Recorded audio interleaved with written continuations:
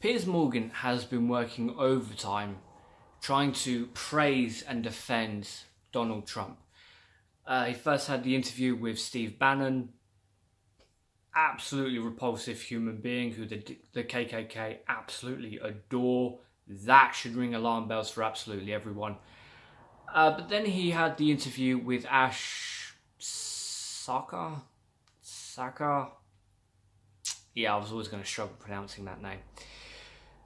But during that interview was more interesting for me because she more or less constantly said that she was not a big fan of Obama and that she did protest him. Piers Morgan didn't seem to accept this. In fact, Piers Morgan has a hard time accepting reality in general. But every time it came up with protesting Trump, he seemed to make the case of, well, you didn't protest Obama, so why the hell are you protesting Trump? First off, she did. There were protests against Obama. There was Occupy Wall Street, which happened throughout the US. There were a number of protests that happened in the UK for Obama's blanket bombings of Muslim countries. That's why we had protests of him. The reason why we have more of an outcry against Donald Trump is because not only is he throwing children in cages, not only has he made hundreds of children orphans now, and a quick update on that story. The families that Donald Trump has thrown into cages, some were legal citizens, but they weren't white, so ICE picked them up. That happened in New York recently. Legal immigrants, illegal immigrants and asylum seekers, and they've closed the definition of what you can come to the US for from asylum. So if you're being viciously beaten by your partner, which before would be a reason to seek asylum in the US, because some South American countries, they're not that great when it comes to separation, and it has led to the death of thousands and thousands of women and even thousands of children because they've not been able to get away from an abusive partner. That was a legitimate reason, but now that's gone, completely gone.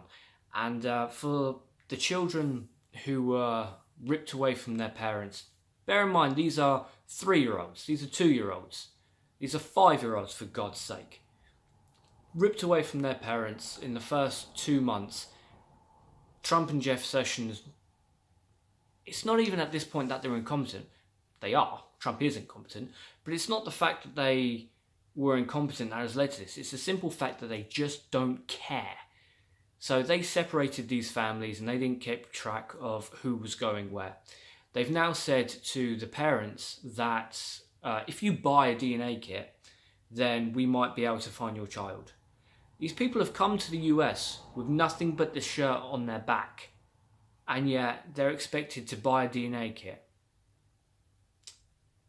Just think about that. You have no money. You go to a country that is historically looked out for immigrants, has welcomed immigrants, and is built on immigration. And that country steals away your children, says, oh, well, if you had money, you could buy this kit and then we could find out which child was yours. But hey, there you go. The Trump administration have admitted that 20% of the thousands of children they've ripped away from their parents, 20% of the parents have already been released and the children haven't. So it is a categorical fact that Donald Trump and Jeff Sessions have orphaned children who will now likely go into care homes owned by Betsy DeVos. So Betsy DeVos is getting a massive payout from this disgusting, repulsive policy that Donald Trump and Jeff Sessions put in place. It wasn't the Democrats. While it is a Republican policy, and it's what they've been saying for years, it falls down to Jeff Sessions and Donald Trump. This is them completely. Back to my main point.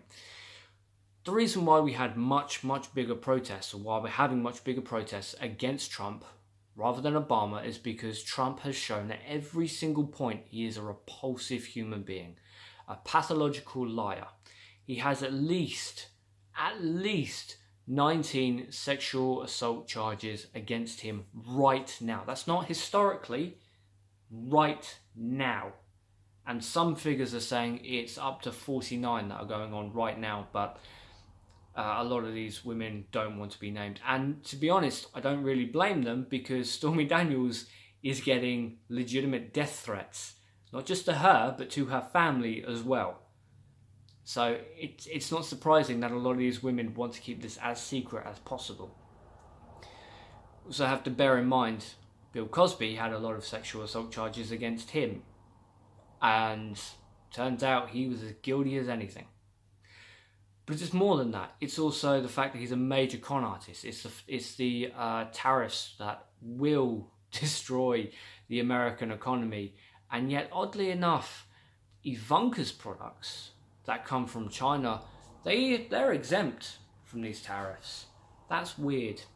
The fact that Donald Trump gets all of his merchandise from China is also weird, considering his slogan was "Make America Great Again," bringing back jobs to America. But then a recent tweet, it was "Bring back jobs to China." So we'll see with that.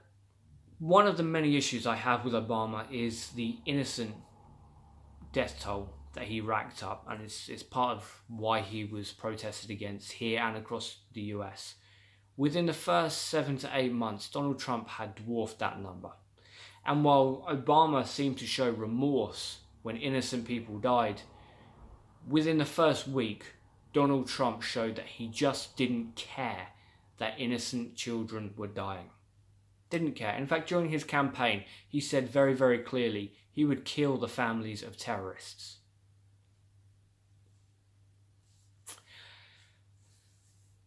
Piers, get up off your knees for 20 seconds to stop kissing the arse of Donald Trump and actually join us in the real world.